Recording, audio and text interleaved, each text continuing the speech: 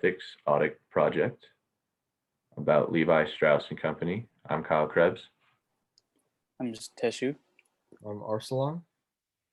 And let me start with the mission statement of Levi's. It is to sustain responsible commercial success as a global marketing company of branded apparel. There are three main characteristics in their mission statement: global success, product excellence, and people empowerment. The vision statement of Levi's is we are the embodiment of the energy and events of our time, inspiring people with a pioneering spirit. The vision statement has three main characteristics: energy, embodiment, events, and inspiration. There are 9 main core values for long-standing tradition of community involvement, and those main core values are innovation, sustainability, progress, originality, integrity, courage, empathy, creativity, and hard work.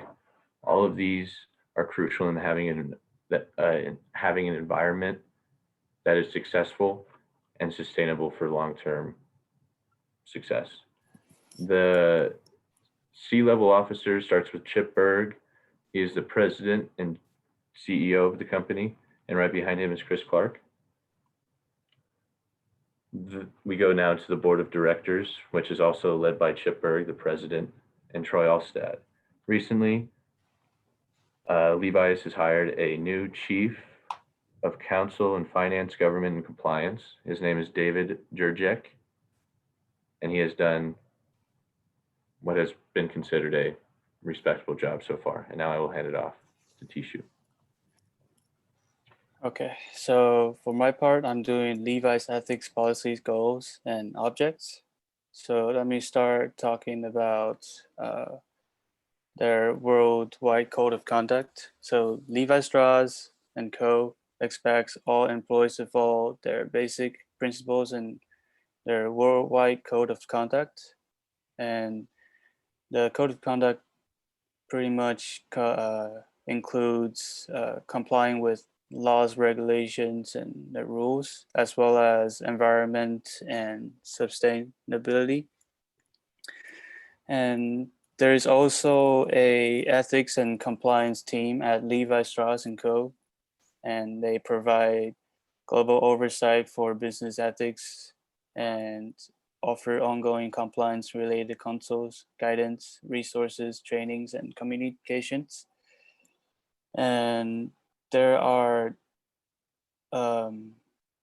7 elements including in the global compliance program, which includes important ones like compliance program oversight and leadership, policies, procedures, and guidance, and compliance training and communication. And the next part, I'm going to talk about their ethic goals and objects. So they don't really have an actual like ethic goals webpage, but they do ensure that they put a lot of effort into being sustainable and responsible environmentally. For instance, they adopt the waterless technique for their manufacturing to reduce 80% of water consumption, as well as toxic chemicals, reduce toxic chemicals by 2020, and reduce carbon emission. And can you scroll up a little bit? Yeah, there. So as for their ethic priorities, here's a list of what is within what they require within the organization and what is externally they demonstrate commit to.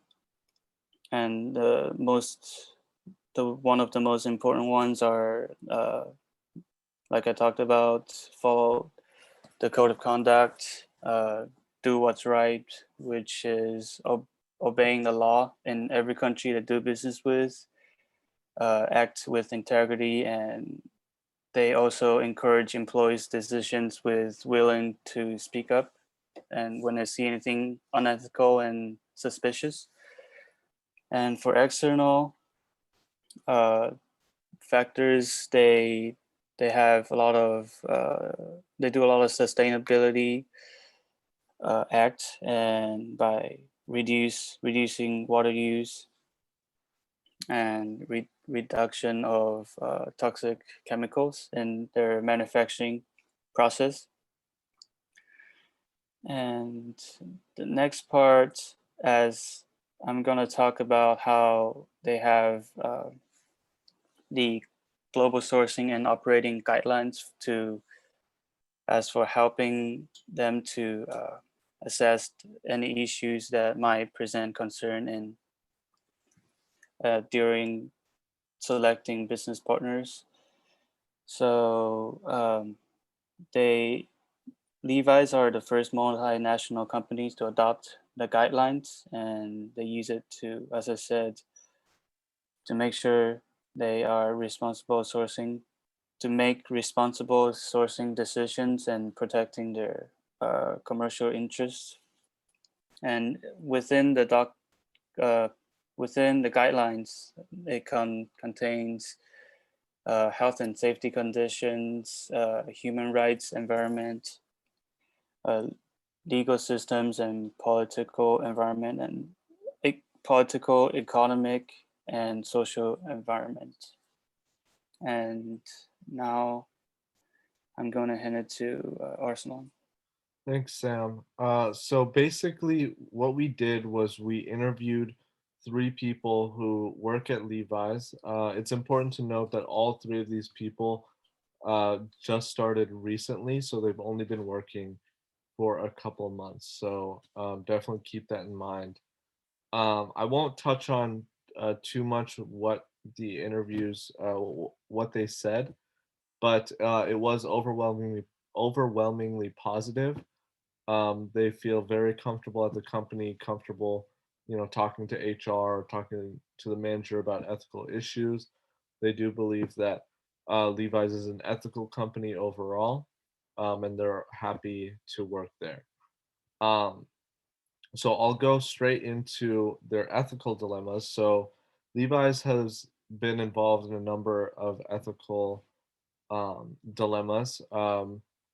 One of the earlier ones was the fact that they were suspended from the Ethical Trading Initiative because they refused to sign an agreement which grants their employees and the suppliers' employees basic rights, such as freedom of association, which is essentially being able to unionize, and banning the use of child labor.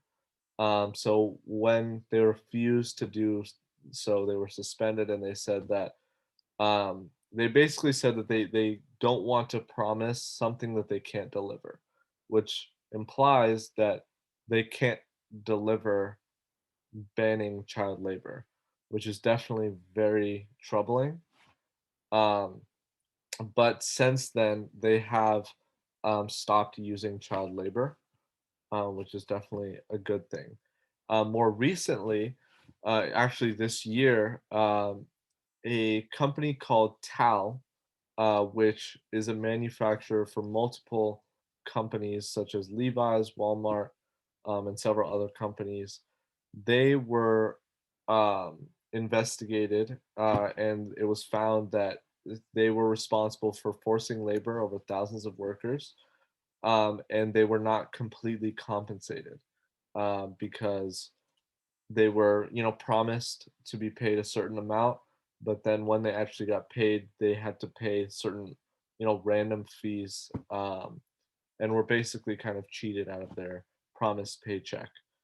So it's important to note that here, the brands did say that they would commit to reimbursing them, but they did say that they would only partially compensate these people. So um, they do admit that it's wrong. They're not doing the full reparations for it, and they are continuing to do business with Tal. So that's something that's very important to note because they do state very often that they engage in ethical, manufacturing, but that might not be the case given that this is so recent. It's also important to note that they say that they do investigations, constant random investigations on these companies or these suppliers. Um, but if that were the case, then they're probably either not doing those inspections or they're not doing a thorough job on those inspections because this nonprofit, which investigated them, interviewed actual employees that worked at these factories and found that this was happening. So that goes to show that when Levi's does their investigations, they might not be actually talking to the actual employees, which is a very important part of an investigation. Um, so in 2012, they were found, a couple of different clothing companies were found to have toxic chemicals in their clothing. These chemicals can cause cancer as well as several other problems. And since then, they have pledged to eliminate the use of these toxic chemicals by 2020. So now they should be eliminating the use of these toxic chemicals, which is a good thing. So based on those, we found that Levi's probably their biggest problem right now is their manufacturing practices. It doesn't seem like they're very hard on their suppliers, um, and they don't do a thorough job vetting their suppliers and investigating their suppliers. On a good note, they do a lot of stuff for the community, such as working towards stopping gun violence, advocating for LGBTQ rights, racial equality, and they also are big supporters of voting. They gave their employees five hours off work to vote on election day. Um, so yeah, so definitely a lot of good and a lot of bad from Levi's. So it's important to note that. Just some other notes. So we could not find any mechanisms that avoid delegating authority to people with propensity for misconduct, other than your regular background checks when you hire somebody, and then the performance reviews, and then of course for the suppliers doing their inspections, which we found out might not be as thorough. Another thing is that there is constant enforcement of their policies at the employees at Levi's, but the same cannot be said about the supply chain. Um, they're still doing business with Tal, even though Tal is basically exploiting their own employees. So that definitely shows a little bit of lack of priorities there. People have reviewed Levi's, but it's kind of unclear whether Levi's told a company to do an ethical audit or they just did it on their own. So that part is unclear. The people that were interviewed were all new employees, and they said that the company as a whole probably discusses ethics in all hands meetings and whatnot, but they haven't seen it. But it is obviously fair because they only have been working for a short time. Another thing is we could not find any evidence of people getting paid extra for being more ethical, so it's unclear whether or not ethics drives promotions and bonuses and whatnot.